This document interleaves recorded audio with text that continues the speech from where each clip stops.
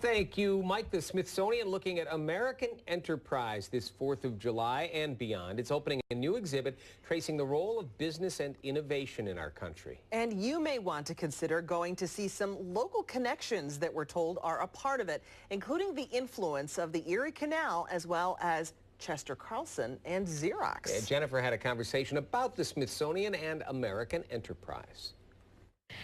And this is perfect because I'm thinking about all the different families who in our region have recently gotten out of school and planning a trip to the Smithsonian's Natural Museum of American History, and there is this new exhibit opening called American Enterprise. I'm sure it's multifaceted, but if you can describe it, boiled down to a paragraph or so, how do you describe it?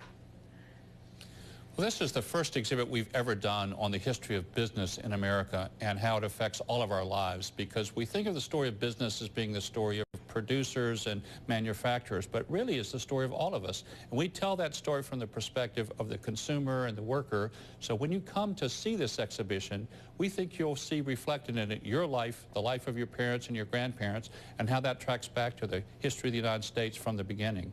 The story starts in 1770, goes right up to the present.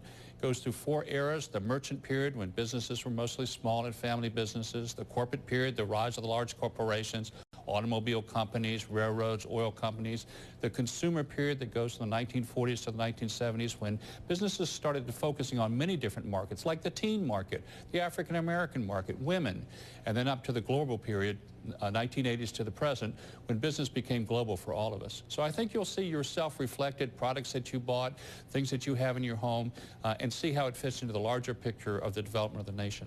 Yeah, you really can't tell our story, of course, without innovation. It's sort of kind of what our country is all about. I'm curious, you are the project director for this, so I imagine so much of the direction of where it went and how it was created you were a part of that discussion, but I'm curious what you've learned along the way, which I imagine is a lot. And if there's 1 or 2 things in this exhibit that you said, I had no idea about that.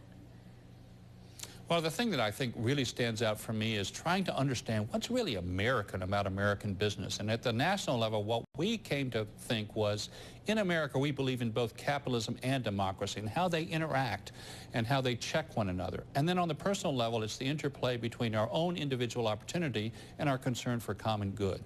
So you see that played out in how our economy develops over time and how the professional organizations and the government interrelate with the economy and how it gets fought out in political issues. And you see that it's a contested story, but a story overall of great development and change and great prosperity for most people. I guess, today I think about headlines in business, and sometimes it's really the fall of a lot of businesses that have been around for so long. But let's focus on the positives. And what do you think are some of the biggest successes in the world of business? Well, one of the things that affects us so much today is the rise of information technology and how it's been such a force for innovation, not only in this country, but in the world. We have a little exhibit on what we call going mobile, about information technology like the camera, the phone, the computer, all got miniaturized and put into devices that we carry around with us all the time. And this has been a driver not only of change in our lives, but of business in America, so that large companies have become enormously profitable, not only selling those devices here in this country, but selling them around the world. So I think the role of innovation and the willingness of Americans to accept innovation in their society really tells us a lot about who we are as a people and charts the future for our country as well as the past. I think back to my school years, and I think business and economy, I feel like those subjects kind of waited until I was in high school. But I think if you can see them demonstrated or laid out in maybe what you all have done there, perhaps it's a topic that might appeal to even younger kids. I guess what I'm asking is, for families, planning a visit there this summer, what age do you think this would really begin to make sense to kids?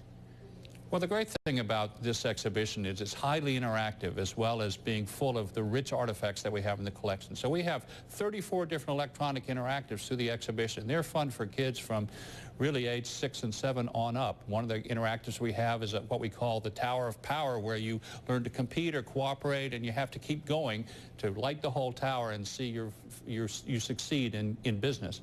So we get a lot of these interactive activities that help you understand business through fun interactives in ways to play with ideas and learn how they relate to the overall development of business in the country. I'm a planner. I know a lot of other parents out there are planners as well. Where can we go for more information if we want to check it out or maybe plan our time there?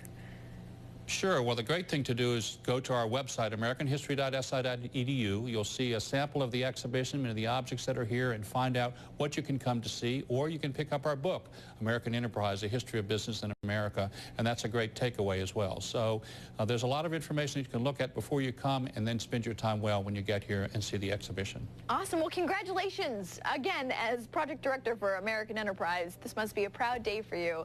David, Allison, thanks so much. Look forward to seeing you in Washington.